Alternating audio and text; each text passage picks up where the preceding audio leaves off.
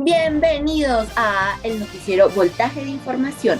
El día de hoy presentaremos diversos temas y todos en relación con la óptica y diferentes expertos que nos hablarán del tema. Así que iniciamos con nuestro primer grupo de expertos. Muy bien, en otras noticias, el experimento de Michelson y Morley fue uno de los más importantes y famosos de la historia de la física. No solo es un ejemplo de dedicación e ingenio, sino que demuestra cómo uno puede trabajar durante años para luego descubrir que todas sus ideas estaban equivocadas. En 1887, Albert Abraham Michelson y Edward Morley pusieron a punto un experimento para medir la velocidad con la que se movía la Tierra respecto al éter, y terminaron demostrando que el éter no existía. Sus resultados se convertirían en la base experimental de la teoría de la relatividad espacial del científico alemán Albert Einstein. Bueno, un interferómetro de Michelson se compone básicamente de un desdoblador de haz, que es un espejo mitad plateado, y otros dos espejos. Básicamente cuando la luz atraviesa el espejo mitad plateado, el desdoblador del haz, pues se refleja prácticamente parcialmente y se divide en otros dos rayos con distintas trayectorias ópticas, uno hacia el espejo uno y otro hacia el espejo 2. Y bueno, los rayos de vuelta se reflejan en los espejos y se vuelven a combinar en un desdoblador de las antes de llegar al detector, que es otra de las partes del interferómetro. La distancia de la trayectoria de los dos rayos genera una diferencia de fase que forma básicamente un patrón de orden de interferencia seguidamente, y luego se analiza el patrón en el detector para evaluar las características de la onda y las propiedades del material o el desplazamiento de uno de los espejos, dependiendo básicamente de la medición para la que se esté utilizando el interferómetro. Va a hablar sobre el funcionamiento del interferómetro.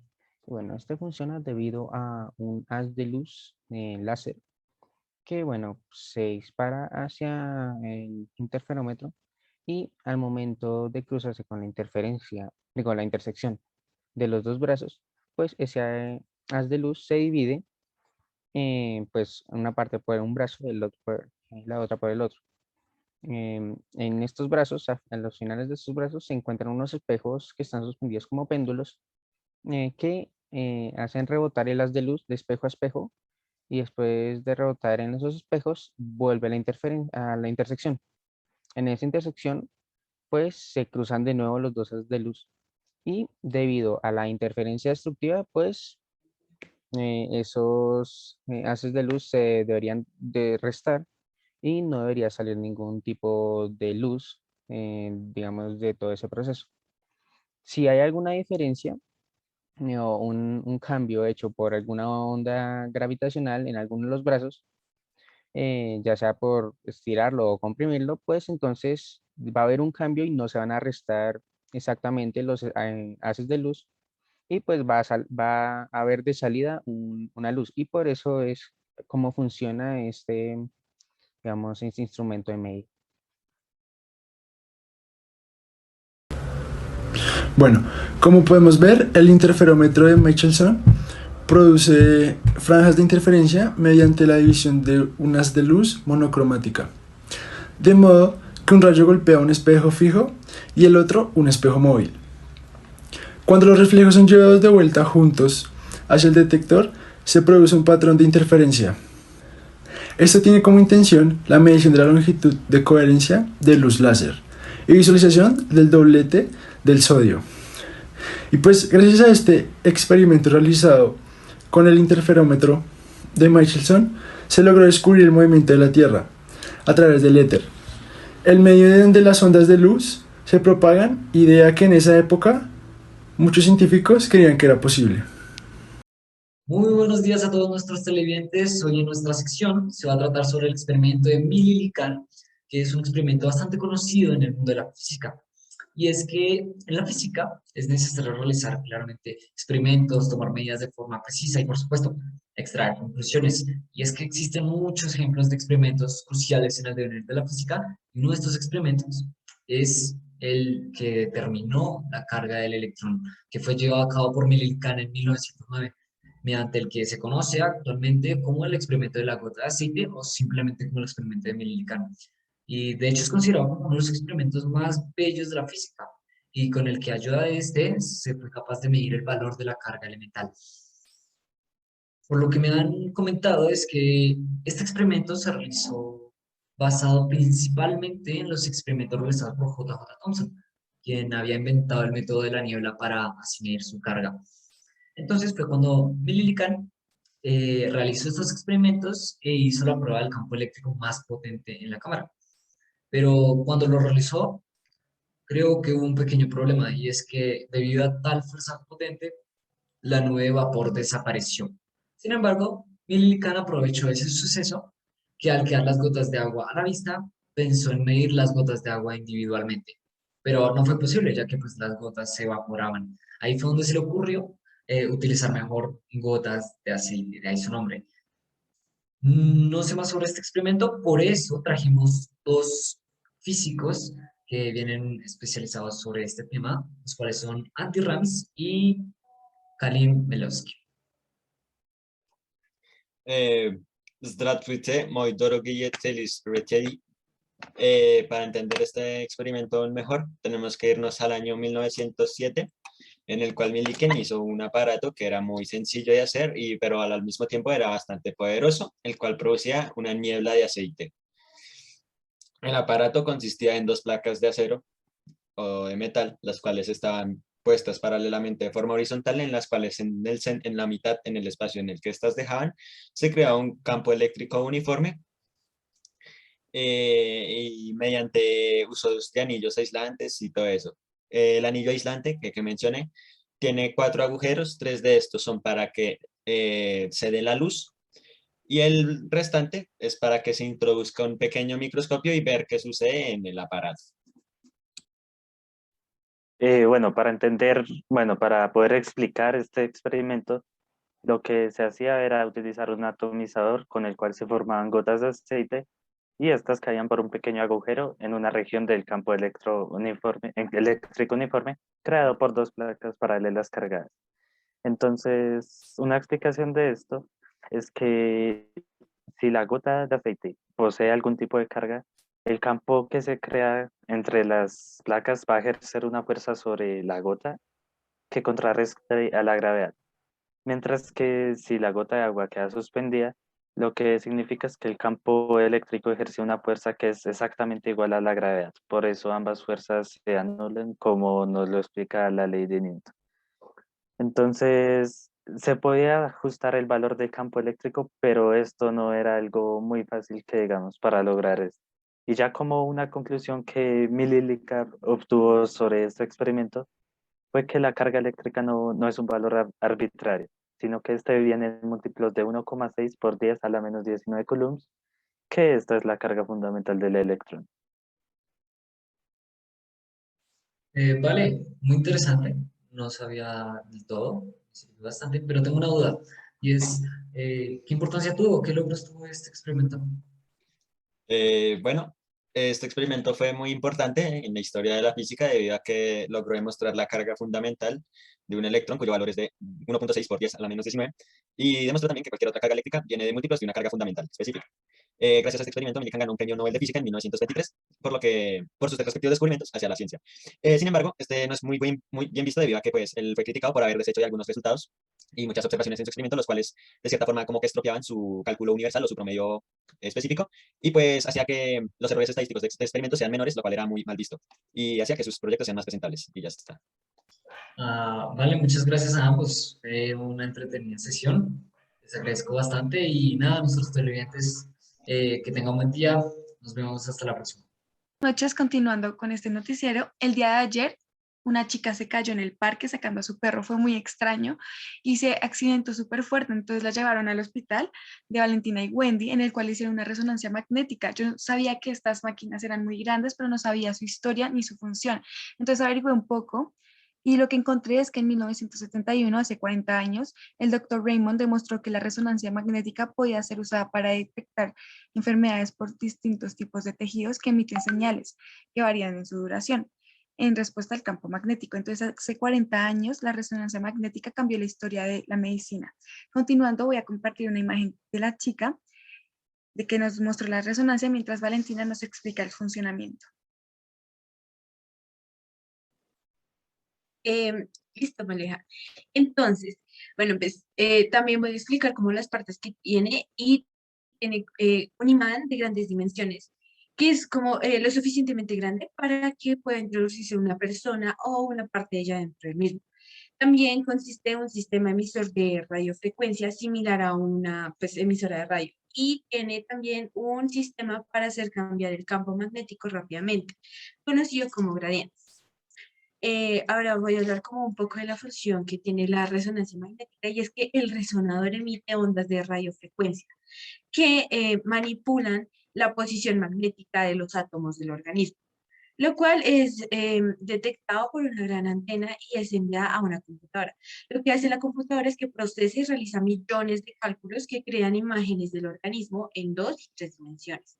También un principio físico es que la resonancia es un fenómeno que llega a un punto medio de movimiento de dos objetos de igual origen sin tener que interactuar con ellos y no llega a un punto máximo de amplitud.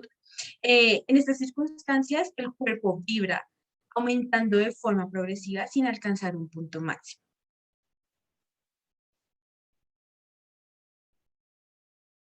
Ok, y Wendy nos va a explicar un poquito sobre las aplicaciones o descubrimientos en los últimos años. Bueno, existen 4 tipos. La resonancia magnética nuclear funcional, esta permite identificar ciertos cambios metabólicos que pasan en tiempo real en diferentes partes del cerebro. La angiografía por RMN es igual que la tradicional, permite conseguir una imagen en tiempo real también de actividad en arterias y vasos sanguíneos para detectar anomalías en el torrente circulatorio. La resonancia magnética nuclear por difusión hace que se pueda calcular el coeficiente de difusión aparente y así con esto detectar los cambios en las partículas líquidas que se encuentran dentro de las células en los tejidos cerebrales. Y por último, la resonancia magnética nuclear por perfusión. Esta permite conocer el flujo del torrente sanguíneo en una o distintas regiones del cerebro, también en tiempo real. Y bueno, ahora vamos a seguir con Malejo. Bueno, esto fue todo por el día de hoy. Muchas gracias. Hasta luego. Televidentes, el día de hoy en el noticiero de la física, en esta edición especial les vamos a hablar sobre espectroscopía, su relación con Einstein y el famoso experimento de Planck. Para entender la espectroscopía, tenemos que hablar también de la espectrofotometría, dos ciencias parecidas que estudian en sí los fenómenos que comprende la luz. Como padre de la física tenemos a Isaac Newton, uno de los pioneros y que siempre vemos este experimento, que es la difracción de la luz. Logró estudiar por medio de un prisma que la luz blanca o natural se puede difuminar o difractar en varios colores primarios, de los cuales van desde el rojo al morado, como todos los colores visibles que conocemos hasta el momento. Ahora, mi compañero Diego Ochoa nos ayudará un poco para profundizar la información con un experimento del famoso científico Planck. Un saludo para todos nuestros televidentes que estarán viendo esta emisión. Bueno, el día de hoy yo les voy a hablar acerca de un gran científico, el cual es conocido como Planck. ¿Qué hizo Planck? Bueno, Planck descubrió en sus experimentos que la luz no se expande siempre como una onda, como se supone, como una onda continua como se suponía antes, sino que a veces se comporta como un conjunto de partículas conocidas como cuantos de luz. Pero cuando él expuso su teoría en la comunidad científica no tuvo mucho apoyo e incluso él mismo llegó a dudar de lo que él teorizaba. Pero luego, incluso Albert Einstein trató de apoyar lo que Planck había teorizado, mediante el estudio y la continuidad de lo que se había propuesto originalmente. Acerca de la constante de Planck, ¿qué es? Bueno, la constante de Planck nos habla acerca de la relación entre la cantidad de energía y la frecuencia de una partícula. Bueno, esta constante es simbolizada por medio de la letra H. Es uno de los símbolos más importantes en la historia de la ciencia, a su vez como lo podría ser la C, que representa la velocidad de la luz, o la G, que representa la constante de gravedad. En 1900 presentó su fórmula públicamente y en 1918 consiguió el Premio Nobel de Física. La constante de Planck fue llamada así en honor al científico que la descubrió, en este caso Planck. Bueno, y acerca de esta constante, bueno, pues tenemos que E sub P es igual a H por C sobre la longitud de onda de la radiación, donde E sub P se refiere a la energía de un fotón en julios, H, como lo dije previamente, es la constante de Planck, y C, como también lo dije anteriormente, es la velocidad de la luz en el vacío. Entonces, h por c sobre o dividido por lo que sería la longitud de onda de la radiación. Muchas gracias, Diego. Ahora vamos a hablar sobre uno de los instrumentos que facilitaron en gran medida el estudio de la espectroscopía, que en sí es el espectroscopio. Este parecido y semejante a un telescopio, también tiene ciertas partes que parecen un microscopio. El espectroscopio en sí se comprende por tres partes o dos en ciertos casos, como lo pueden ver acá. Una parte refleja una parte altamente lumínica y la otra que es una luz más directa, pero de carácter más artificial y más focalizado. Estas, llegando a un punto que, como ya lo he dicho, en el experimento de Isaac Newton, acá el prisma que difracta la luz, por lo cual el anteojo lo puede captar y lo lleva hasta el ocular o el objetivo en donde el individuo puede volver a ver, puede ver todo el espectro electromagnético que comprende esta onda. Como lo pueden ver acá, pueden ajustar, liberar y fijar el telescopio, porque esta parte se le llama también telescopio, y pueden adaptarlo para facilitar la visualización de las medidas magnéticamente. Ahora, mis compañeros Ana María Jiménez y Cristian Gutiérrez nos ayudarán a entender un poco más por medio de experimentos y por medio de utilidades de esta ciencia en el mundo actual o en experimentos previos. Bueno, para todos los televidentes que nos están viendo, ahora yo les voy a hablar un poco acerca de la relación con Einstein. Y es que él, antes de los hallazgos de Planck y todos sus descubrimientos, por decirlo así, Einstein en un trabajo de 1905 dio primero un significado físico a la hipótesis de la cuantización de la energía. A Planck nunca se le ocurrió la idea de extender la hipótesis de la cuantización a la radiación, es decir, no se le ocurrió suponer que la radiación electromagnética tenía un carácter más discreto, por decirlo así. Asimismo, Einstein propuso una descripción matemática de este fenómeno que parecía funcionar correctamente y en la que la emisión de electrones era producida por la absorción de cuantos de luz que más tarde pues, serían llamados fotones. El artículo de 1905 del que estoy hablando fue titulado Un punto de vista heurístico sobre la producción y transformación de la luz, que mostró la idea de que partículas discretas de luz podían generar el efecto fotoeléctrico y también mostró la presencia de una frecuencia característica para cada material por debajo de la cual no se producía ningún efecto. Por esta explicación, que además añade que según sus investigaciones, la energía con que los electrones escapaban del cátodo iluminado aumentaba linealmente con la frecuencia de la luz incidente, siendo independientemente de la intensidad de la iluminación. Y pues gracias a esa explicación del efecto fotoeléctrico, Einstein recibiría el Premio Nobel de la Física en 1921. Bueno, ahora pasando a aplicaciones e importancia, pues se puede decir que la espectroscopía es bastante importante y esencial debido a que proporciona la mayor parte de la información sobre distintos niveles energéticos en átomos y moléculas. También esta información se puede obtener mediante el estudio de la absorción y emisión de la radiación electromagnética por parte de la materia que se estudia. Por otro lado, tiene bastantes aplicaciones como lo son que permite la determinación de ángulos, longitudes de enlace, conformaciones y frecuencias de vibración en moléculas.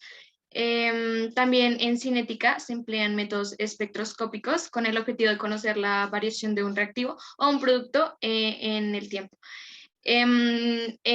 También es posible conocer la composición de planetas y estrellas lejanas estudiando la luz que nos llega. Y pues una aplicación química que tiene es que pues también se determina la composición de una muestra y posteriormente también se puede hallar en las resonancias magnéticas para determinar distintas estructuras y compuestos orgánicos. Otra aplicación que tiene es que, digamos, en la espectroscopía de Raman se puede dar un lugar al espectro vibratorio de cierto analito, que pues también permite la identificación e interpretación directas de lo que se está estudiando. Y pues también sus usos potenciales se pueden ver en la arqueología y en la nanotecnología moderna. Nuestra sección de espectroscopía. Agradezco a todos mis compañeros que me acompañaron en esta rama de este noticiero de la física, detallado más al área del estudio de la luz, la espectroscopía, estudios de Einstein y los experimentos de Planck, y agradezco su atención y esperamos que vean la siguiente emisión de mis otros compañeros. Gracias. Estamos otra vez aquí en tu noticiero. Esta noche en esta sección de datos innecesarios pero que necesitas saber, vamos a hablar sobre cámaras. Cámaras, ya saben, como las que usamos todos los días, como las que aparecen en sus celulares. Vamos a hablar de cámaras. Muy buenas noches, mi nombre es Juan Fernando Almanza y esta noche tenemos un invitado muy especial. Aquí tenemos con nosotros al señor Alejandro Martínez.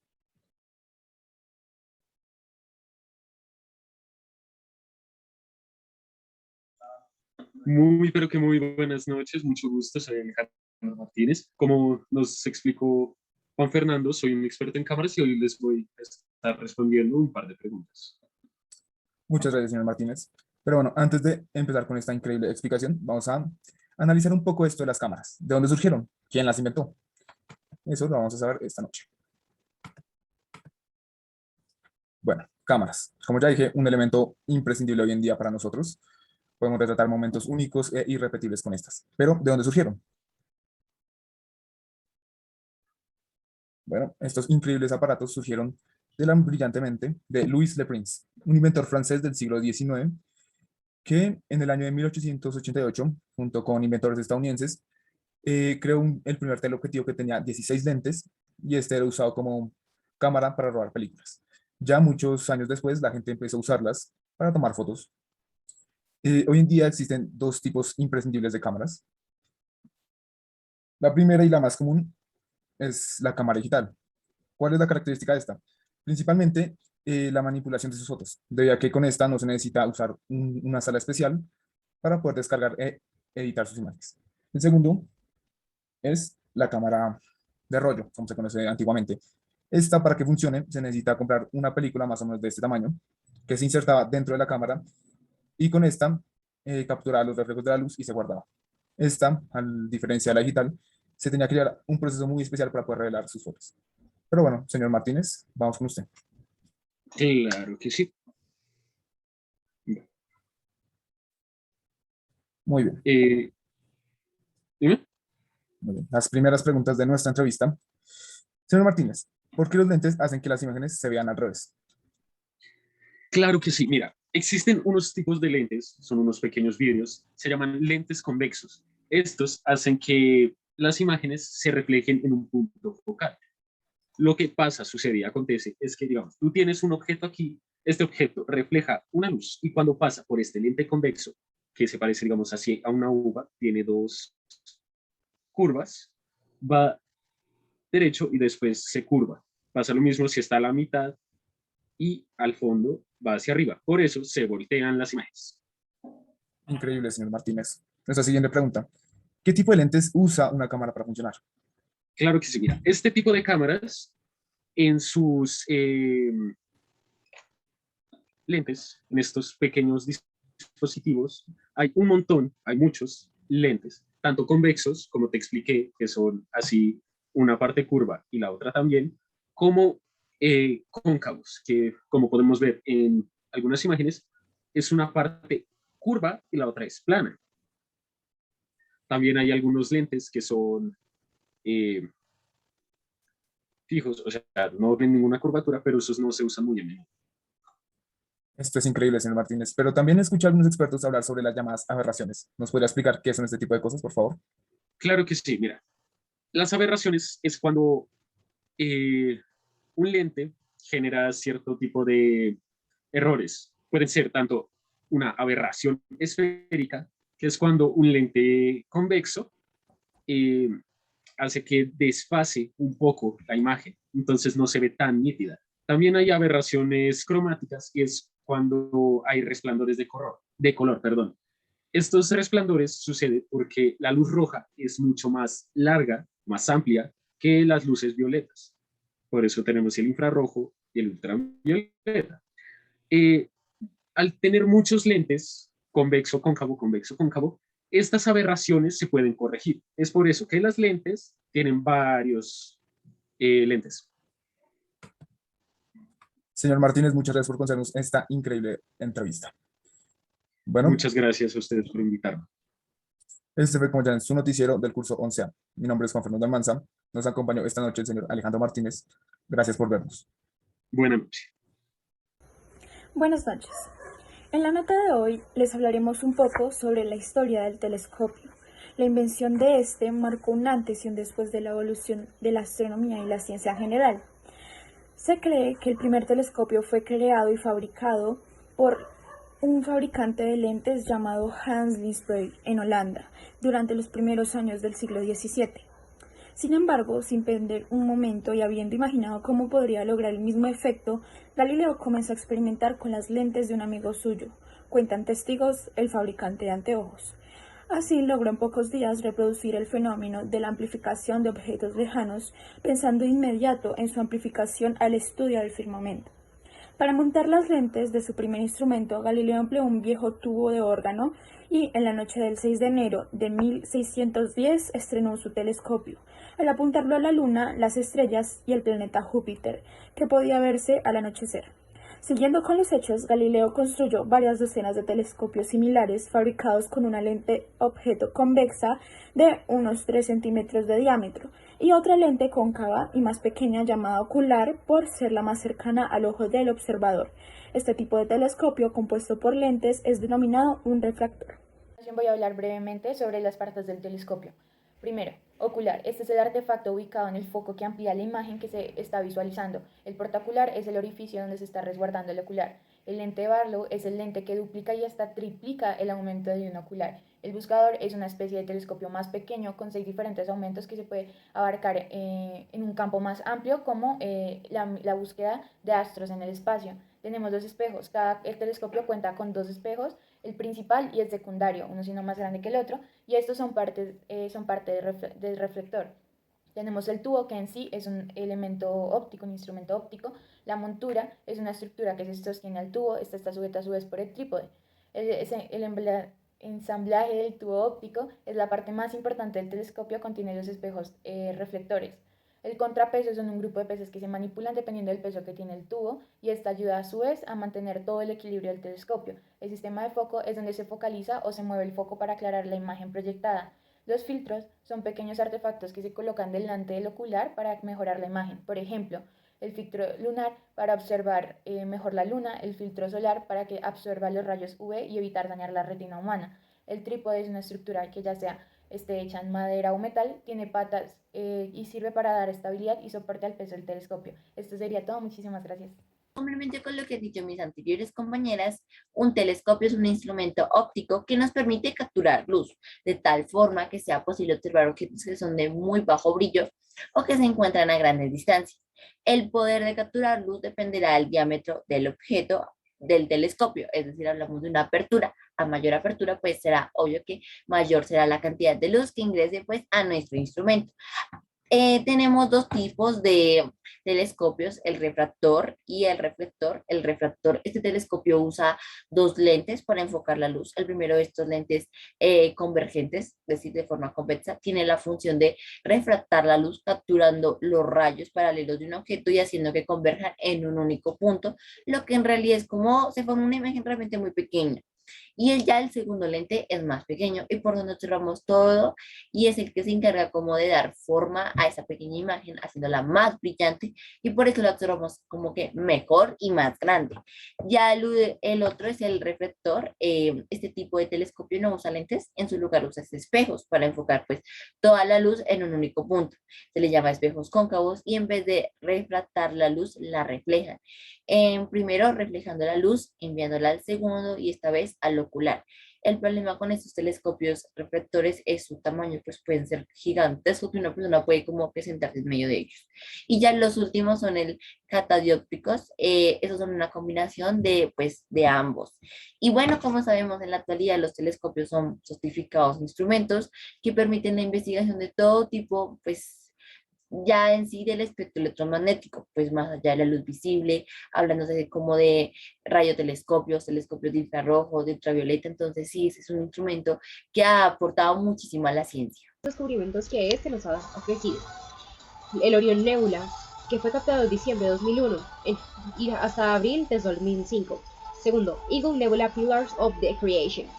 Tercero, Mystic Mountain, que fue captado el 1 de febrero de 2010 hasta el 2 de febrero de ese mismo año. El 4, Collage of the Planetary Nebulas, The Crab Nebula Hubble Ultra Deep de Sombrero Galaxy, que fue captado en mayo de 2003 hasta junio de 2003.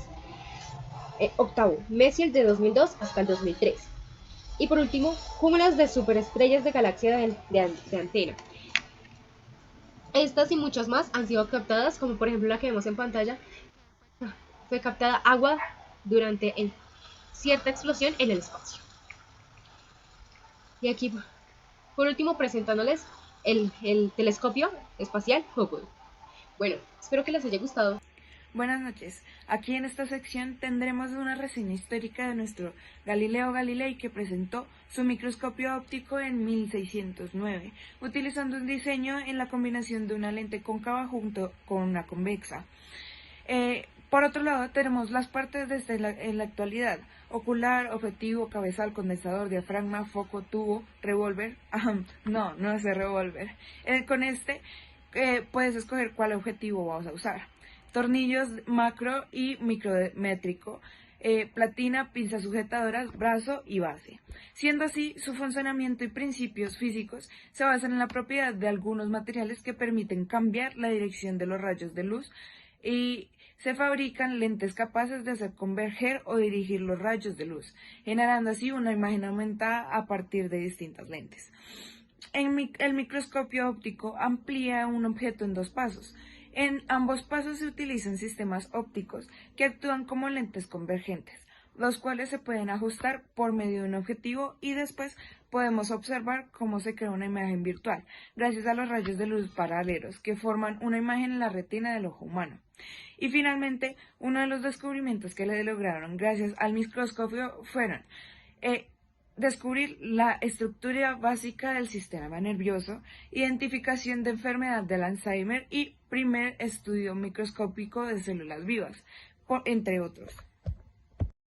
Bueno, en la nota de hoy les voy a hablar acerca del microscopio electrónico. Este da origen ya que algunos científicos alemanes, Ernst Ruska y Max Noll, quienes entre 1931 y 1933 diseñaron el primer microscopio electrónico, el cual era capaz de aumentar hasta 1200 veces el tamaño del objeto. Con esto, en 1986, Ernst Ruska ganó el Premio Nobel de Física por la invención del microscopio electrónico. Continuando con lo anterior, les voy a hablar acerca de las partes y el funcionamiento de cada una. Bueno, la primera es el cañón de electrones, el cual sirve para generar y digerir un haz de electrones con la energía suficiente y de forma adecuada. La siguiente es los lentes electromagnéticos. Estos actúan como una lupa para que así se pueda mantener una visión increíble y a detalle. El siguiente es la cámara de vacío, la cual está encargada de evitar que los electrones interactúen con las moléculas de aire. El detector es un sensor, el cual su función es como recoger y medir la información de los electrones que llegan a rebotar en la muestra. La segunda, otra de las partes, es la pantalla fluorescente, el cual es un dispositivo que recoge la información de los electrones que atraviesan la muestra. Y la última es el sistema procesado y de visualización, la cual es un sistema que asignará a la imagen colores para así sea más fácil la visualización como de los resultados en una pantalla. Un dato de este microscopio es que este utiliza electrones con alta energía para poder realizar observaciones, a diferente del óptico. La energía que se maneja en estos sistemas es representada por la unidad denominada electrovoltio. Ahora les voy a mostrar algunas de las pequeñas cosas que podemos llegar a ver gracias al microscopio. Y una de las cosas que podemos llegar a ver es la pata de una mosca. Si estás muy despachado para quitarle una mosca y hacer montaje, pues dale con todas, se va a ver así. Y pues se aguantan, pues porque no tengo pulso, entonces pues ajá.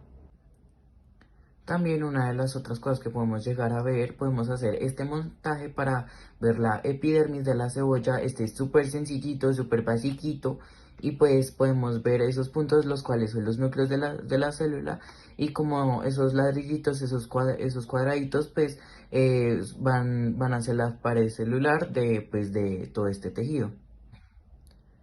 Si quieren ver un poquito algo más pro, podemos hacer este corte transversal de madera de pino maduro para poder ver el tejido vascular pues de este árbol en la madera, y pues se ve muy bonito. Bueno, en nuestra emisión central del día de hoy hablaremos sobre el rayo láser y la historia. Empezamos cuando en 1917 Albert Einstein empieza a dialogar sobre su ley de emisión y absorción de la luz. Pero antes de esto también estuvo Max Planck con su ley de radiación, donde decía que la distribución de energía se producía por alguna sustancia. Después de esto, se pudo afirmar, después afirmaron la teoría de Albert Einstein, después diciendo que ya con la teoría de Max Planck, todos los átomos de una sustancia se estimulan, es decir, emitían una luz con igual longitud de onda. Después de esto, un señor llamado Gordon Gould aplica la palabra láser, es decir, ¿qué significa esto? Es light amplification by stimulated emission of radiation. De aquí ya los científicos se pudieron guiar haciendo mejores investigaciones, entre otros.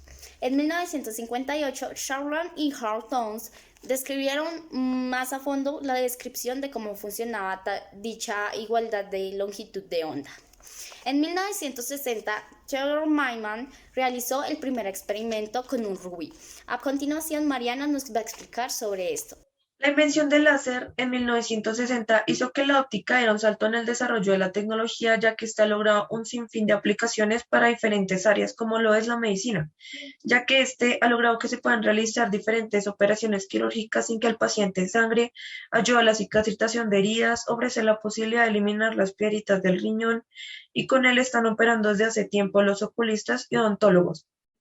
Los láseres con frecuencia se emplean para tratar venas varicosas, mejorar la visión durante una cirugía oftálmica de córnea, reparar un desprendimiento de la retina del ojo, lo utilizan para extirpar la próstata, los cálculos renales, los tumores y con frecuencia se utilizan en las cirugías de piel.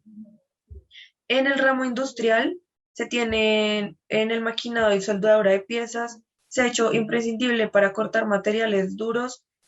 También se utilizan los robots de fabricación, en la precisión de mediciones de distancia, en los lectores de barras de los supermercados y son conocidos sus aplicaciones en los robots para la fabricación de automóviles. El láser ha desarrollado las nuevas tecnologías que se utilizan hoy en día con el uso cotidiano, como la impresora láser en el grado de dispositivo de almacenamiento y reproductores de audio y video como son el CD, el DVD y el Blu-ray. Siguiendo con esta noticia, el láser tiene tres partes fundamentales y vamos a explicar un poco su funcionamiento. En primera instancia tenemos un medio activo, en segunda un sistema de bombeo y por último una cavidad resonante. Un medio activo vendría siendo lo que nos permite la luz, lo que hace que haya luz. Para esto se necesita, como cualquier bombilla, una excitación. De esto se encarga el sistema de bombeo, que vendría siendo la electricidad y energía. Y la cavidad resonante es lo que viene adentro y normalmente tiene dos espejos para que la luz se refleje y salga en forma de haz. Buenos días, buenas tardes o buenas noches, televidentes. El día de hoy vamos a hablar sobre los rayos X. Los rayos X tienen su origen un día, ya exactamente el 8 de noviembre de 1895, por un científico alemán llamado Wilhelm Conrad Röntgen. Este científico estaba una noche normal experimentando con un tubo de vacío y un generador eléctrico, sin saber que esto terminaría en el descubrimiento de los rayos X. Tal descubrimiento fue tan grande que sirvió para la humanidad para hacer registros médicos basados en imágenes. Unos meses después del descubrimiento, exactamente el 23 de enero de 1896, Röntgen realizó su primera demostración con los rayos X al público y fue a la Sociedad Media de Física. Posteriormente, unos años después, en 1901, recibió el Premio Nobel de Física. Bueno, entonces, ¿cuáles son las características y fundamentos físicos de los rayos X? Los rayos X son emitidos desde un típico tubo, de los utilizados en las aplicaciones médicas, y estos consisten en un campo de fotones con una distribución continua de frecuencias V y de energías E igual a H por B, donde H es la constante de Planck. Ahora, ¿cuáles son las características de los rayos X? Los rayos X penetran y atraviesan la materia, producen fluorescencia en algunas sustancias, ionizan gases que atraviesan, producen efectos biológicos, también impresionan las películas fotográficas, se propagan en línea recta a la velocidad de la luz de forma isotrópica, es decir, en todas las direcciones con igual intensidad.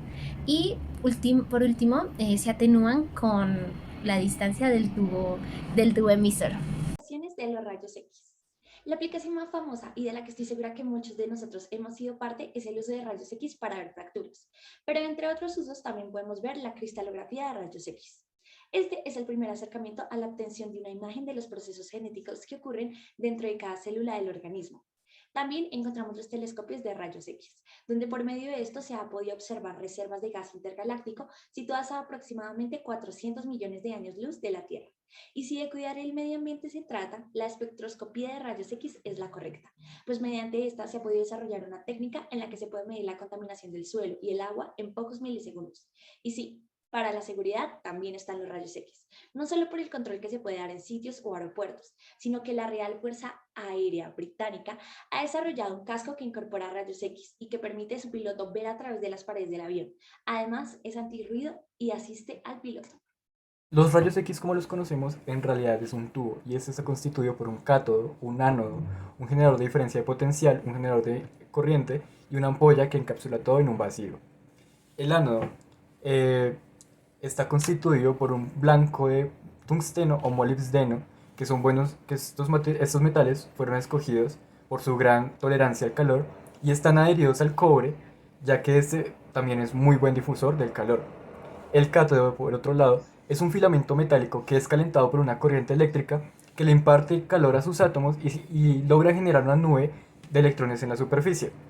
Esta nube, para que se genere esta nube, es necesario que el filamento metálico alcance temperaturas muy altas, por lo que también se aprovecha su punto de función. El filamento también suele ser de tungsteno o molibdeno, y la cantidad de electrones en la nube dependerá de la corriente del filamento. Hola y bienvenidos a un nuevo segmento de Voltios de Información. El día de hoy tendremos a 3 invitados científicos que nos explicarán un poco sobre qué es, cómo funciona y cuáles son los componentes de la fibra óptica. Para iniciar un poco a modo de introducción, les comento que la fibra óptica es una guía de onda en forma de hilo de material alternamente transparente diseñado para transmitir información a grandes distancias utilizando señales ópticas. La fibra se fabrica a partir del sílice de muy alta pureza, con solo 2 kilogramos. De este material pueden fabricarse más de 40 kilómetros de fibra óptica. El fabricante parte de lingonetes cilíndricos de lince que se convierten en hilos mediante un proceso de fusión controlada. Posteriormente, los hilos se recubren con una capa protectora.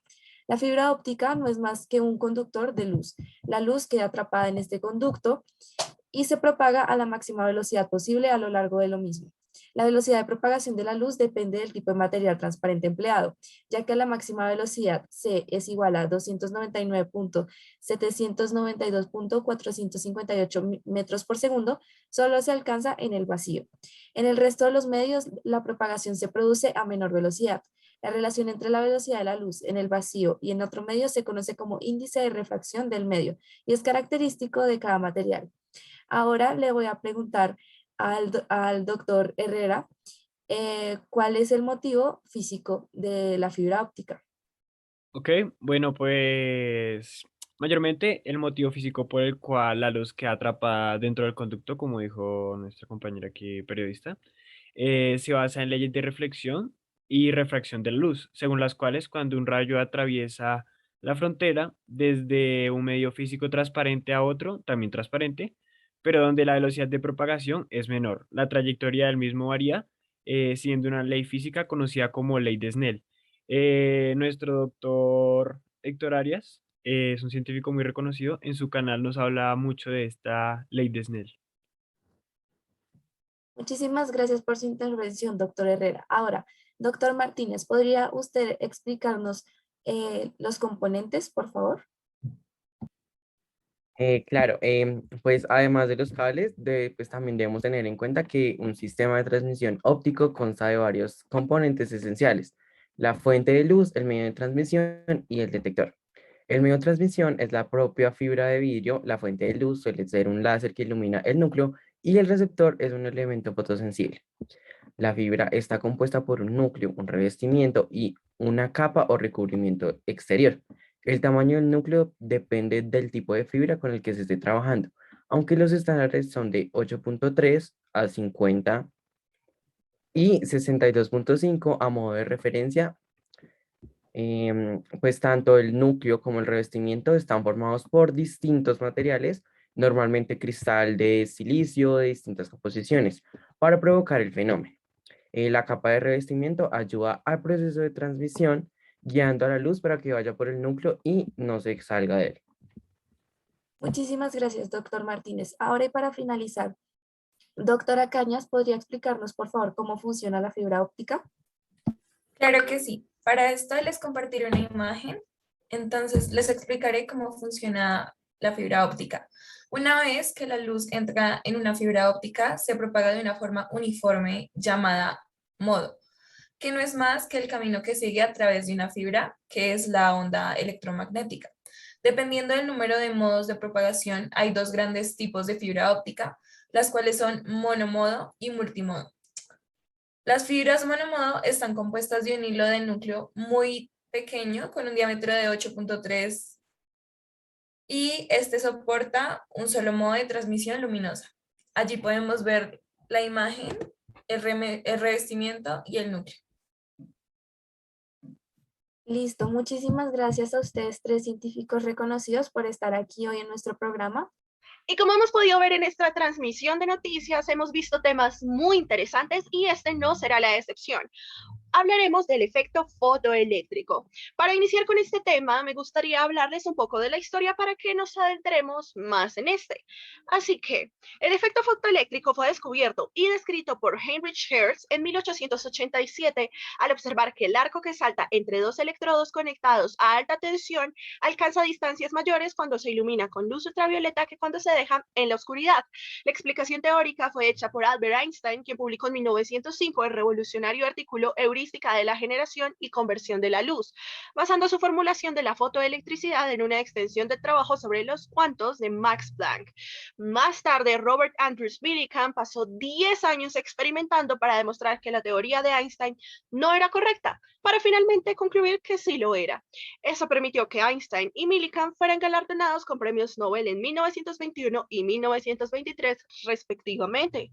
Ahora seguiremos con mi compañero, que les contará más de este tema. Bien, entonces, ¿cuáles son las partes del efecto fotoeléctrico? Las partes básicamente serían estos puntos, esas divisiones, por así decirlas, entre los distintos momentos que pasan para que se genere el efecto fotoeléctrico en sí, que sería como la primera parte, cuando se incide la energía sobre el material que estamos trabajando para que éste acumule la energía y que los electrones puedan llegar a generar este salto que se desprenda del propio material para poder generar esta descarga de energía hacia otro lugar. Que, bueno, básicamente acabo de escribir todo el proceso, pero es básicamente la incidencia de la energía, la acumulación de la energía y cuando se libera la energía, cuando se libera el electrón por exceso de la energía. Esas serían las tres partes principales del efecto fotoeléctrico. No hay nada más que pueda explicar yo que no hayan explicado mis compañeros. Así que, con todo respeto, hasta la vista. Bien, pues el proceso fotoeléctrico es básicamente el proceso por el cual se liberan electrones de un material por la acción de radiación. Tiene dos principales características. La primera es que para cada sustancia hay una frecuencia mínima o umbral de la radiación electromagnética por debajo de la cual no se producen fotoelectrones por más intensa que sea la radiación. La segunda es que la emisión electrónica aumenta cuando se incrementa la intensidad de la radiación que incide sobre la superficie del metal, ya que hay más energía disponible para liberar electrones. Una descripción rápida básicamente sería, la primera variable sería phi, que sería la energía mínima necesaria para que un electrón escape del metal. Si el electrón absorbe una energía E, la diferencia E menos phi será la energía cinética del electrón emitido. Se puede calcular la energía de un fotón que se obtiene multiplicando la constante h de Planck por la frecuencia e de la radiación electromagnética.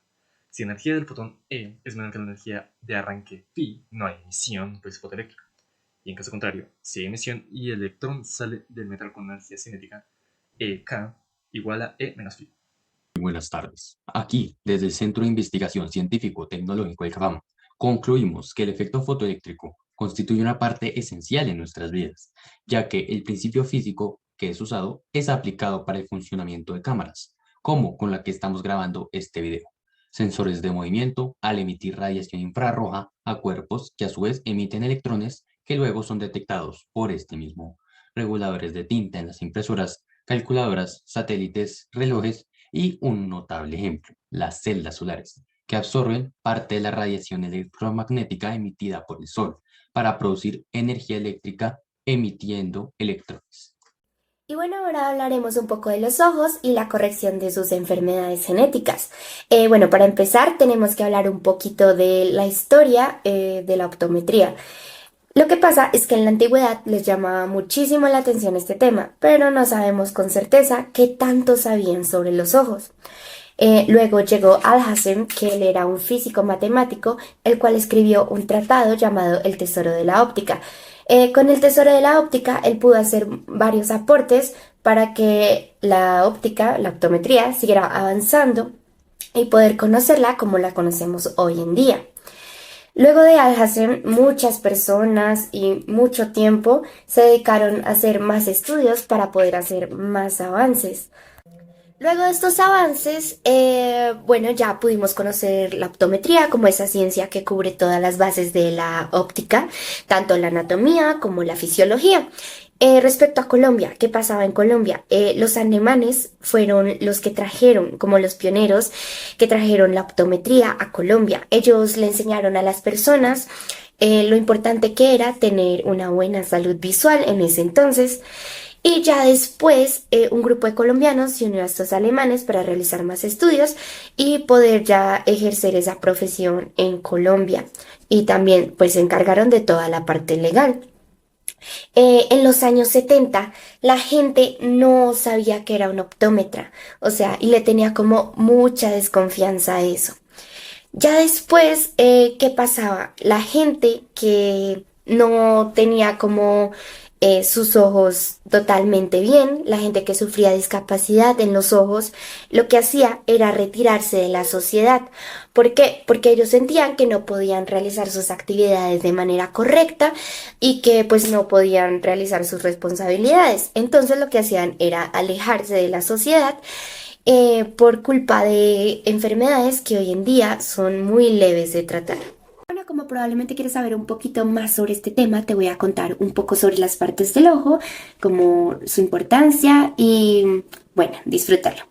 Tenemos la córnea, que la córnea es como esa capita transparente que tenemos así, cubriéndonos el ojo. Hay que tener mucho cuidado porque si nos rascamos muy duro o si nos entra tierra al ojo, puede producirse una abrasión corneal. Una abrasión corneal es como la rayadura de esa capita, entonces es muy importante. Y pues bueno, esa capita se encarga de proteger al ojo. Tenemos la retina, que es un tejido que tenemos aparte, como en la parte de atrás del ojo, y es muy sensible a la luz. También convierte esos impulsos eléctricos que son enviados al cerebro por medio del nervio óptico, que ahorita lo vamos a ver. Tenemos el iris, que es como esa parte que le da color a nuestro ojo. Si lo tienes azul, verde, café, esa parte es el iris.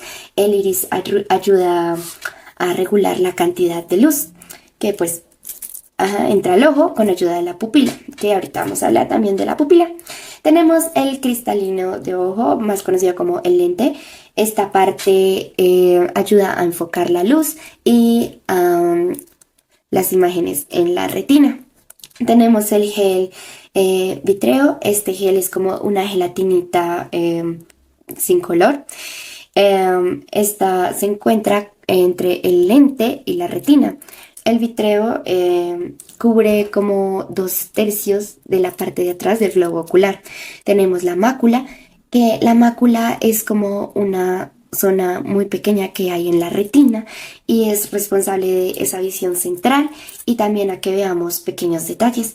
También tenemos el nervio óptico, que pues es muy importante también, ya que es como un nervio sensorial, es el más grande que tiene nuestro ojo. Y este manda impulsos desde la retina hasta el cerebro. Y por último, pero no menos importante, tenemos a la pupila, que es ese puntico negrito en el centro pues, de nuestro iris, que pues ayuda a regular la luz que entra al ojo. Si se achica es porque hay mucha luz, si se agranda es porque hay poca luz. Nos protege y ayuda pues a eso, a regular la luz en el ojo. Ahora vamos con Paula. Sección seguiremos hablando un poco de lo que es el ojo humano y algunas de las enfermedades ópticas que ocurren a veces y formas de tratarlas y corregirlas. El ojo humano es un órgano fotorreceptor y su función consiste en recibir los rayos luminosos presentes de los objetos presentes en el mundo exterior y transformarlos en impulsos eléctricos que llegan al centro nervioso de la visión en la parte de atrás del cerebro. El ojo humano, en términos de la física, es un sistema óptico formado por un dioptrio esférico y una lente que reciben el nombre de córnea y cristalino y son capaces de formar una imagen de los objetos sobre la superficie interna del ojo, en la parte de atrás, que se llama retina, que es bastante sensible a la luz. La córnea refracta los rayos luminosos y el cristalino actúa como ajuste para enfocar objetos situados a diferentes distancias. Entonces, dependiendo qué tan lejos o cerca esté el objeto, los músculos ciliares ayudan a este cristalino a aumentar o disminuir el grosor de este mismo para poder enfocar mejor, y esto se llama acomodación o adaptación. Entre las enfermedades bien contamos la hipermetropía, que es un trastorno común de la vista, en la que se puede ver claramente objetos a lo lejos, pero de cerca pueden resultar un tanto borrosos. Y lo que ocurre en el ojo es que por algunas irregularidades en la córnea, la imagen que se debería formar en la retina debido a la refracción del rayo de luz, no se forma allí, sino se forma detrás de la misma, ya que el ángulo no alcanzaría para una correcta refracción de la misma luz. Y esta hipermetropía se podría corregir con lentes convergentes que ayudan a los rayos de luz a proyectarse en la retina. Y en este caso, cuanto mayor sean las dioptrías, más gruesos serán los cristales. Y el efecto es como de unos ojos más grandes de lo normal. Pero también se podría corregir con cirugía si es necesario en caso de ser demasiado altas las dioptrías. Con miopía, el punto de enfoque se encuentra delante de la retina, es decir, es lo contrario a la hipermetropía. La miopía es un trastorno común de la visión en el que se puede ver con claridad pues, objetos que están cerca, pero los que están lejos resultan borrosos. Y la miopía también se puede corregir con lentes convergentes, lentes correctores que corrigen el defecto, esto es según cada persona, o también cirugía si es necesario o si la persona lo desea. El astigmatismo es una imperfección frecuente y generalmente tratable en la curvatura del ojo que provoca una visión lejana de cerca, lejana y cercana, borrosas, perdón.